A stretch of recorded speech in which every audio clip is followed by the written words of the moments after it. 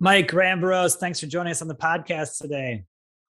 Thanks, Tom. I'm really, really excited to be here. A little nervous, but excited nonetheless. Don't worry, don't worry. We're both nervous. I just realized I've been saying this every podcast. I said, thanks for joining us on the podcast, as if there's like a mouse in my pocket. I think that's because Brad and I do all of our work together. So I just assume that, Brad's joining me on these Zoom calls. So good to see you. It's the Culture Eats Everything podcast. So let's start there. What's your take on culture, and why is it important to you as a CEO and as a leader? Um, I, I agree. First off, let me say that I think the culture, the essence of the organization, is so important.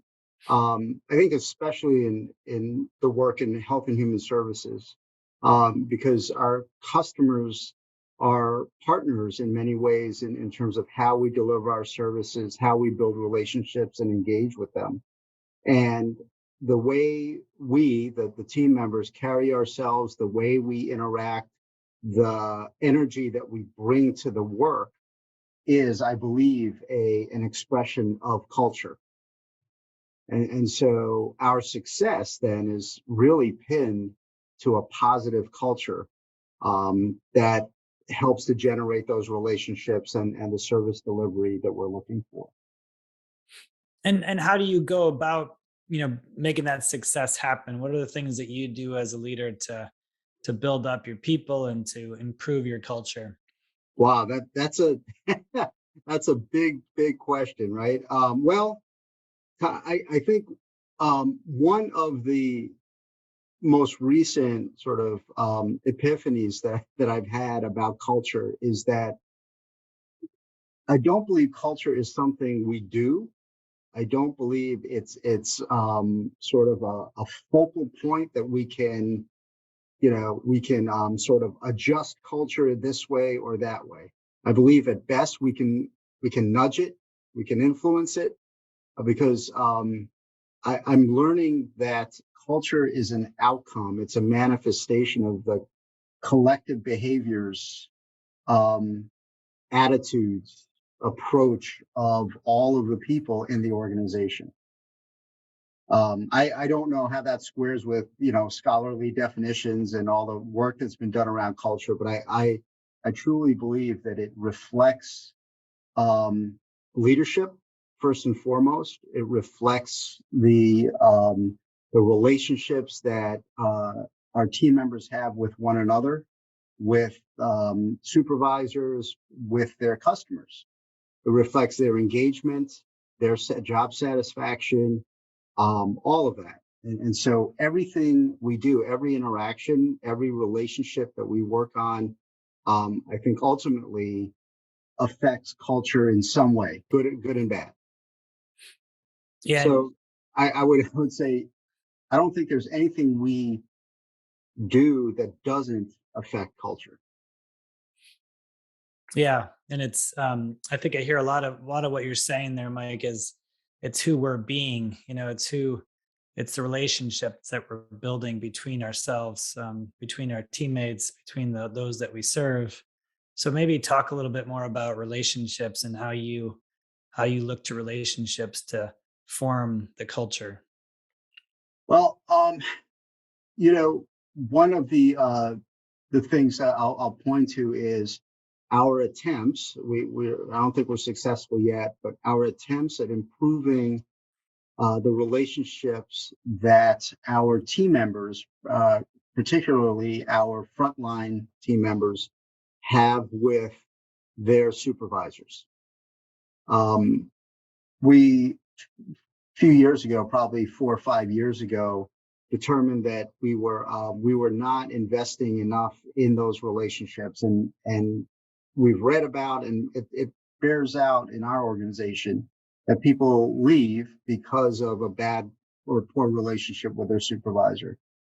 So we decided that we were going to sort of create a structure around uh, building, cultivating, and nurturing those relationships. And so we did away with our annual performance appraisals in lieu of a quarterly what we call coaching conversation.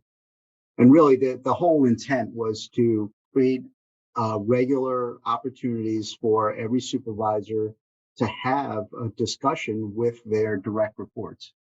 And now I can tell you in hindsight, we really didn't know what coaching was. We didn't fully understand how important it was. So the idea was probably ahead of our capacity to actually do it well. So we're going back and revisiting exactly what that coaching looks like. But the point is that we decided to shift from traditional metrics of performance to relationships, still in some way holding one another accountable for for that performance.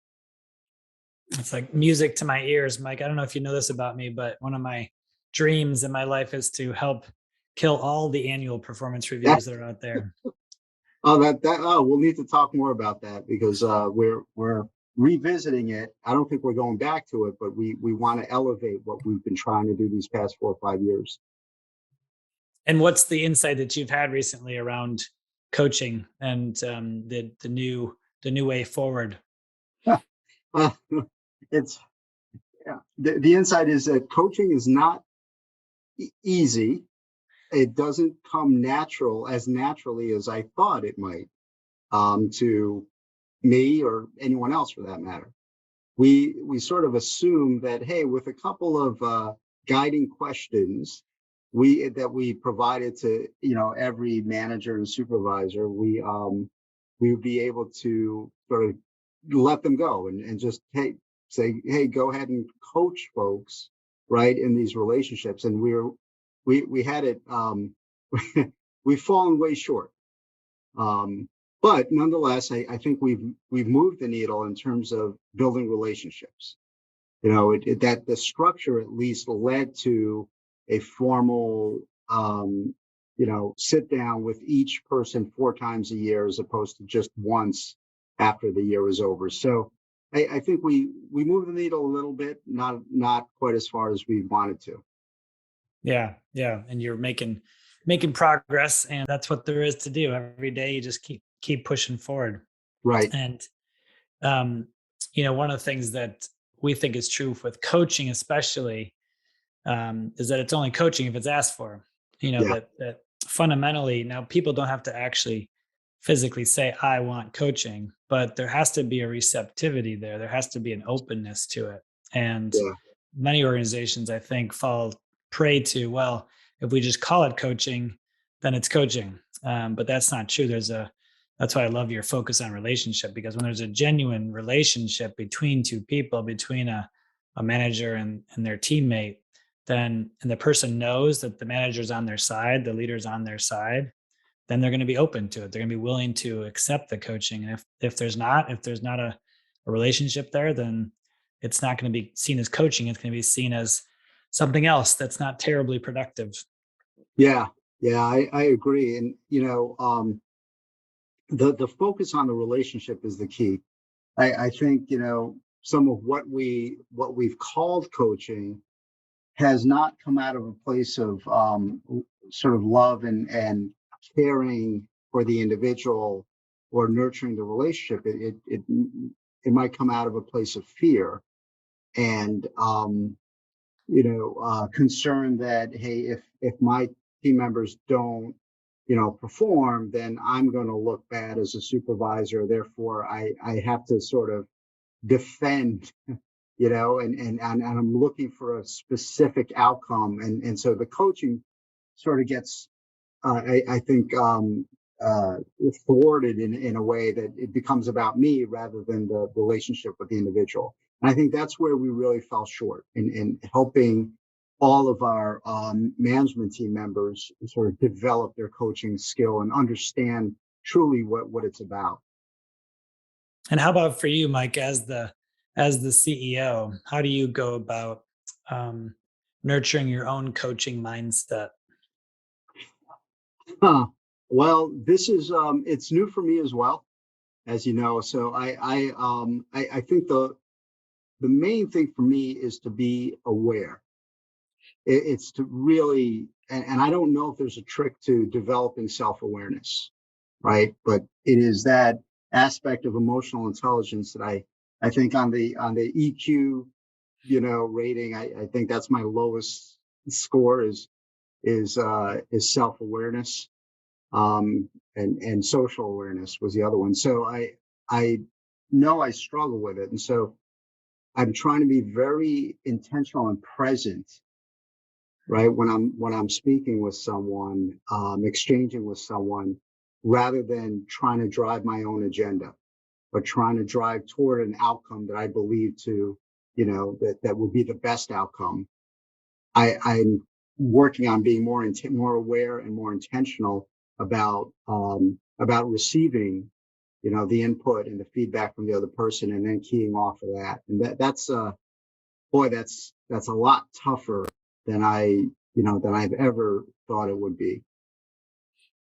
And how's it going so far? I know we obviously worked with you guys a few weeks ago. Your executive team had a phenomenal few days together, and just a really, really impressive team that's clearly committed to a much bigger purpose. And I know that in many ways you're beginning this journey. So how is it going so far? Well, I think starting at the retreat, it was, that experience was profound. I didn't expect to be coached, not only by you and Brad during the retreat, but also to be coached by my team members. I fully was not expecting that, and that started, it started the process, if you will. And since then, we've debriefed as a team. We continue our one-on-one meetings, and I'm recognizing this mindset of, what am I called to do right now? Am I leading? Am I managing? Am I coaching? And while I know those things fundamentally are important to pay attention to, it's easy to get lost and revert back to that default success strategy, right? And try to push things, the way I've always done. So I would say that it's going well. I'm a little frustrated that it's not easier for me. But nonetheless, it takes work and practice. I think that's the key, is every interaction with every team member is an opportunity to practice. I think that's the mindset I'm trying to adopt, so that I recognize that, I'm not going to knock it out of the park every time. It may take a long time before I get even, a pretty decent batting average at it. Yeah, it's interesting, isn't it, Mike? If you think about in every other area of our life, we know we have to go to work, right? If you want to become a really good at some sport, you mentioned knocking out of the park, baseball analogy, you can't just step up to the plate and take a 90-mile-an-hour curveball and hit it out of the park. That's going to take some serious swings and some serious years of batting practice and real game experience.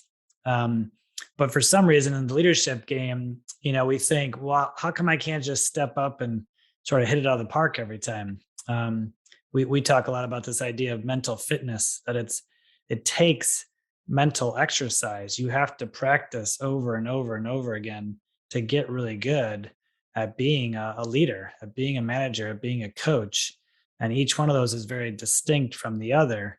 And yet I can't tell you how many times people are frustrated, just like you, that they're not like perfect at it. Like, how come I'm not hitting this out of the park every time? It's that maybe it's part of that American sort of quick fix mindset that we have. I don't know. What do you think?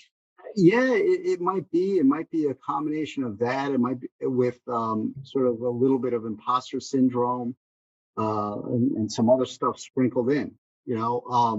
So I've been a CEO now. This is my 10th year. I just hit my 10th anniversary, actually. And when I stepped into the role, I remember sitting here my first day, coming to the office and sitting at my desk and thinking, oh man, what am I going to what do I do now? I had all these plans going in, but they just seemed to like dissipate. And I thought, oh boy, it's real. Like the dog that caught the car, now what?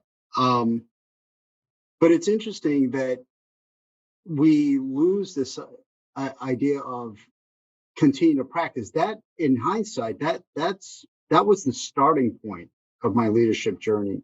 It wasn't the culmination. And I think we can fool ourselves, right? Everything that I had done, in previous positions to get me to the point where I was confident in interviewing and then ultimately, thankfully selected for the role, had told me I was a good leader. The feedback was, hey, there's good things ahead for you. You're capable, you have good skills and so on. You're a good leader. And so it was almost this sigh of relief of like, wow, I'm here. I kind of got here and I did it, and not recognizing that was the real beginning of my leadership journey. Everything I had done up to that point kind of prepared me to begin. But I didn't realize it at the time. I wish someone had told me that this is the start. This is not, the destination. And so it took me a while to figure it out. And when I quickly recognized that first day that I didn't really know what I was doing. I had these skills, but I never had to apply them with this kind of pressure in this kind of way. And so had I had a coach at that time to tell me that this is just beginning, what has gotten you here isn't necessarily going to get you much further if you don't build on those things rather than just continuing to do those things. Yeah, that's a profound shift, I think, for most of us. I'm smiling ear to ear because I had the same thought. Once I became a CEO, I was like, oh, I made it. I'm done. I'm good. And I had the same realization, like, oh no, I got a long ways to go. Yeah, I've never done this CEO thing before. right. And just that mindset can be a great one because then you're not worried about doing it perfectly. You've got that beginner's mind. You're willing to keep going and keep growing and keep Yeah. learning. And I think some of the worst advice I ever received were from people I love dearly, was stuff like fake it till you make it, right? Just pretend you know what you're doing until you actually can figure out what you're doing. That's like the worst advice ever, right? Because it prevented me from asking for help. It prevented me from inviting others in to say, look, I've never been a CEO before. This is a unique organization and each one of you are unique. Let's do this together. Right. I have lots of questions, lots of things to figure out before we can actually say, let's go in this direction or that direction. And every day since continues to be a new experience, right? I mean, who among us have dealt with anything like COVID before, right? Especially in these kinds of roles with these kinds of responsibilities. So asking for help, it becomes harder over time the less we do it, right? So it really does take a change fundamentally, right, in how we see our roles, and how we define what leadership actually means. Yeah, and being willing to just be open, and to ask for help from whether it's a professional coach or one of your fellow teammates. Just being willing to set the ego aside is really hard to do. Yeah. How do you go about doing that? I know you said you're working on being more self-aware, but how do you open yourself up to different perspectives and to coaching? Well, boy, what- well, I think one example I could point to is during our retreat. I noticed myself as I was being coached by you and Brad, and as the team members were expressing how they react to my approach to things, my wording of things, my energy, and so on. I noticed myself sort of boiling inside, right? Being like, oh, wait a second, we've worked together for how many years, and I'm hearing this for the first time, kind of stuff. And I've always had this fear of being the emperor without any clothes. And there I was, right? All of a sudden being, the guy in the seat with people not comfortable telling me what they were seeing. And so I started to have this realization, like I've become the thing I fear the most. And in that moment, thank God, I think it was the environment of support that I felt that was strong enough to help me to I don't want to say suppress the passion I was feeling inside, but rather recognize that in this moment, if I don't choose to be coachable, I will set the tone for everyone else in that room, and I will undermine this entire retreat if I don't demonstrate the behavior that I hope to see in others. And so in that moment of being coached, I was recognizing that I am also the leader, and it was important to me to model the behavior that I want to see. And so I'm not sure if that answers your question, but it's sort of being able to understand what's happening in real time from a content perspective, from a feeling perspective, and from a role perspective. Like, who am I called to be in this moment? How do I feel about that? And then what am I hearing, and how do I process that? It's incredibly complex. And that, by the way, that articulation is with help of Brad, who walked me through that process. It's not very easy, and we take it for granted many, many times. And so there's this consciousness that we need to develop around the role that we're playing in the moment, and how that is, what the ripple effects are, right, to the people around us. And how do you feel now, Mike? Using the emperor has no clothes analogy. How are you feeling now, a few weeks later? I'm feeling much more comfortable that my team members are feeling a little more comfortable in expressing to me, what they're seeing, how they're feeling. But every day that's going to take work, right? That's going to take reinforcement, in terms of how I show up, how I respond to them. And so one of the I think critical skills is asking questions. And I'm really starting to appreciate how powerful that is. And you guys talked about this at the retreat as well, this concept of layering, and, using the words, the phrases that resonate with me from the other person, and sort of bringing it back to them, inviting them deeper into the conversation so that I can better understand what they're trying to say. It creates an openness. It creates an environment where they're comfortable in sharing with me and being honest. Yeah, which you're actually modeling for us right now, Mike. It just occurs to me, that you said at the very first beginning of the podcast here that you were a little nervous, and now you seem very relaxed. You're being Mike, you're being open.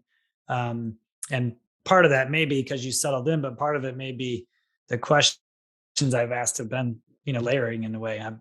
I've used the emperor has no clothes as a follow-up question that allows you to go deeper into your own thinking, and to, and these are I'm not pointing to it for myself. I'm pointing to for the audience that this stuff works. These open-ended questions, layering, asking follow-up questions. This is the stuff that people call soft skills that are really, really hard to do. They're really, really hard to be conscious of, to your point. And, the retreat, which, by the way, for the audience, Mike's referring to the beginning of our 5-month journey that we do, called the Transformational Leadership Experience, where we take executive teams through a very intensive, as Mike said, oftentimes profound leadership experience that's different than the traditional trust falls and rubber chicken throwing or high ropes courses experiences. Not that those are bad, it's just not what we do. we want to help people have real conversations and real insights. And so the time always flies by on these things, Mike. And as you think about why you do this, you could be doing 1,000 things. You are very talented, and you could be the CEO almost anywhere. Why this job? Why this work? You know, I think this answer grows sort of grows every day, and it's crystallizing more and more. I believe that God has blessed me with gifts, with talents, to be applied to the betterment of my fellow man. Now I can do that anywhere, right? But I choose to do it here for this organization at this time because I believe in the people that that choose to do this work, which is incredibly hard. Um, I'm not wired. I'm actually not. I don't believe I'm wired to do the direct service work that they do. I'm better wired to support them in that. And so I want to apply those gifts, and I want to apply my learning, my life story, for their betterment. That is what fulfills me. I have a great deal of passion around bringing experience, bringing perspective to someone or to a team, and helping them see themselves as better and ultimately perform better and deliver something that they're looking to deliver. Love it. I love it. So it's all about the teammates that you get to serve, all about the team out there that's doing the work, providing the direct care, and is being of service to those who you're charged to serve. Yeah, absolutely. Absolutely. And the stronger the team, the more compelling the work becomes, I believe. It's sort of there's a mutuality in there, right? The work is gratifying in itself to be able to see the difference we make in people's lives, but then the difference we can make in each other's lives as team members, right, is as gratifying and kind of they play off one another. Mm, I love that. I love that. And how, like, how did you get here, Mike? What's your story that got you to this job? Oh, I stumbled into it. Really, I have a technical background. I dropped out of college the first time because I didn't know what I was doing. I didn't know why I was there and what I was really looking for. And I served in the military for 8 years. Ended up in sort of an engineering type work. Finally went back to school, pursued a degree in that, and thought that's where I was headed. And working in aeronautics and aviation, and sort of stumbled into this work. I took it as a temporary job until as I was pursuing my career. And about a year in, I noticed something about the people who choose to do this work in aging services, which is what our organization does. These are people with huge hearts, huge commitment to serving elders. And it was something I admired very much. And I was conflicted because the company I worked for didn't treat them very well. And so what I saw was, hey, an opportunity to contribute whatever gifts and I had to the the betterment of their experience, and as they choose to do this hard work that I just admire and just appreciate so much that people are actually choosing to do this kind of work. And so that was about a year into it, and I had stopped thinking about that other career path that I thought I was on, and really fell into this, and has been with it now for 23 years. I've been doing Wow. this kind of work. Yeah. Wow. 23 years and 10 as the CEO. And I know you have a relentless focus on improvement and getting better. What excites you about the future for the Whitney Center? Well, I think the same things that scare me excite me. There is a dramatic sort of tectonic shifts in the landscape of aging services, long-term services and supports, all the work that we do, healthcare wise, from a lifestyle perspective, consumer preferences are changing. The workforce itself is what we're seeing these days in terms of labor supply, and especially in the healthcare sector, is unprecedented. And so all of these challenges excite me, because what they say to me is there's opportunity that we can find out of all of this sort of turbulence in the marketplace. And out of that comes, I think we can find some nuggets to really move the needle in terms of the relationship that we have with our customers, the quality of their lives as we serve them through the end of their lives, and hopefully in a way that changes the way we as a society view aging and the way we engage our elders, as opposed to what we've seen these last, 3, 4, 5 decades in terms of the trajectory of how we have sort of sidelined elders and put them in a box where we see them as takers from society rather than contributors. And I think this is the opportunity to reset that. Well, it's absolutely an honor to be a part of that journey with you, Mike. And I find it no coincidence that we met, and I feel eternally grateful for that, and blessed to know you and to know your team, and just excited for what the future holds. Because I think you're absolutely right. This work is so important. It's become more and more important to me personally in the last 4 or 5 years, as my parents have aged, and my father passed from cancer a few years ago, and watching the challenges my mother's gone through. And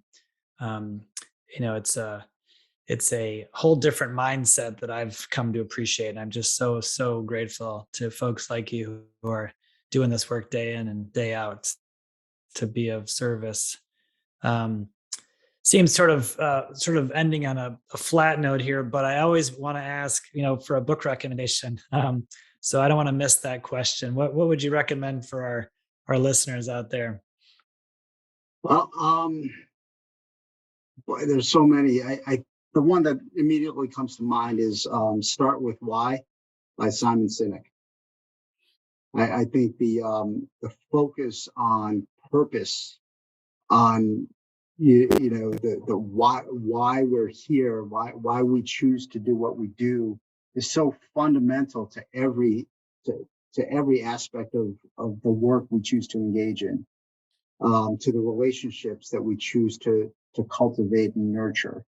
Understanding who we are and what our purpose is, or at least attempting to understand it, I think can make all the difference in the world in terms of how effective we can actually be in those relationships and in that work.